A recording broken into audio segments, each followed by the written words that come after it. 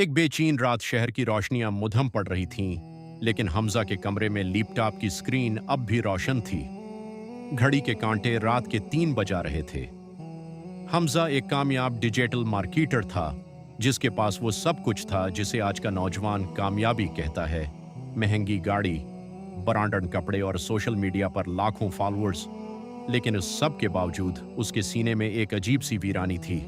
वो रोजाना रात को यही सोचकर सोता कि क्या जिंदगी सिर्फ यही है, पैसा कमाना, वीडियोस बनाना, लाइक्स गिनना और फिर अगले दिन उसी चूहे दौड़ में शामिल हो जाना। सुबह हमजा अपनी पुरानी अलमारी की सफाई कर रहा था कि उसे एक बोसीदा सा लिफाफा मिला। ये उसके मरहूम दादा का खत था, जो उन्होंने हमजा के नाम तब लिखा था जब वो सिर्फ 10 साल का था। खत के अल्फाज सादा थे, लेकिन उनमें एक गहरा पैगाम छिपा था। बेटा हमजा, याद रखना, दुनिया एक शराब है।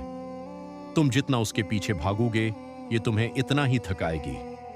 असल कामयाबी वो नहीं जो लोगों की तालियों में हो, बल्कि वो है जो तुम्हारे रब की खुशनुदी में हो। जब कभी रास्ता भूल जाओ तो सजदे में सर रखकर अपने रब से रास्ता मांग लेना, वो कभी तन्हा नहीं छोड़ता। उन अल्फाज ने हमजा के दिल पर हथौड़े का काम किया।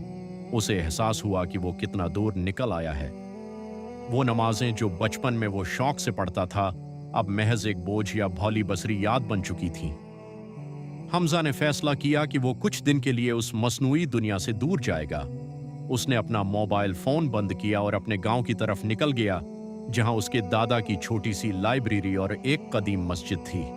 वहां उसकी मुलाकात मौलाना अब्दुल हक से हुई, जो एक निहायत सादा और इल्म वाले इंसान थे। हमजा ने उनसे अपना हाल दिल बयान किया। मौलाना, मेरे पास सब कुछ है, फिर भी सुकून क्यों नहीं है? हमजा ने पूछा। मौलाना मुस्कराए और बोले, बेटा, तुमने अपने जिस्म को तो दुनिया की बेहतरीन आसाइशें दे दें, लेकिन अपनी रूह को भोका रखा। रूह की गजा ज़िक्र इलाही और हक की राह है। जब तक तुम अपनी जिंदगी का मकसद सिर्फ अपनी जात तक महदूद रखोगे, तुम बेचैन रहोगे। जिस दिन तुम दूसरों के लिए जीना शुरू करोगे और अपने रब को पहचान लोगे, सुकून खुद तुम्हारे पास आएगा। आजमाइश और साबित कदमी हमजा ने गांव में रहकर दीन का मुतालहा शुरू किया। उसने सीखा कि इस्लाम सिर्फ इबादत का नाम नहीं, बल्कि ये एक मुकम्मल ज़ाब्ता हयात है। उसने देखा कि गांव के लोग कितने सादा हैं, लेकिन उनके चेहरों पर वो सुकून है जो उसे शहर के करोड़पति लोगों में नहीं मिला। एक दिन उसे शहर से उसके बिजनेस पार्टनर की कॉल आई।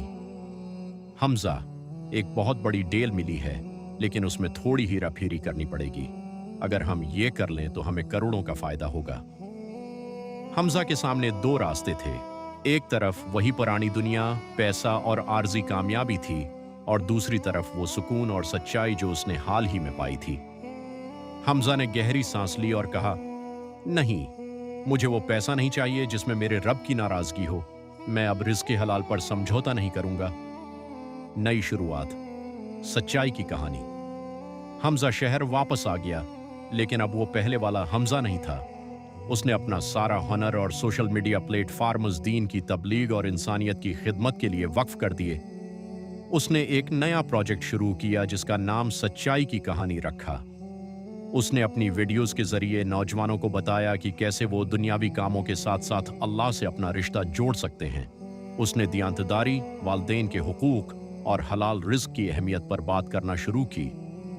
इब्तिदा में लोगों ने उसका मजाक उड़ाया। उसे मौलवी और पुराने ख्यालात वाला कहा गया, लेकिन वो डिटता रहा। आहिस्ता आहिस्ता लोगों पर उसके अखलास का असर होने लगा। सैकड़ों नौजवानों ने उसकी कहानियों से मुतासिर होकर अपनी जिंदगी बदली। 1 साल गुजर गया। हमजा अब भी वही काम कर रहा था, लेकिन अब उसके दिल में वीरानी नहीं बल्कि एक इत्मीनान था। उसके पास अब भी पैसा था, लेकिन अब वो पैसा उसके दिल में नहीं बल्कि उसके हाथ में था, जिसे वो ज़रूरतमंदों पर खर्च करता था। एक रात हमजा उसी मस्जिद के मुसल्ले पर बैठा था जहां उसने तौबा की थी। उसने आसमान की तरफ देखा और मुस्कुराते हुए कहा, ए अल्लाह, तेरा शुक्र है कि तूने मुझे दुनिया की गर्द से निकालकर अपनी मोहब्बत के नूर में जगह दी। अब मुझे किसी लायक या कमेंट की जरूरत नहीं, बस तेरी एक कबूलियत ही काफी है।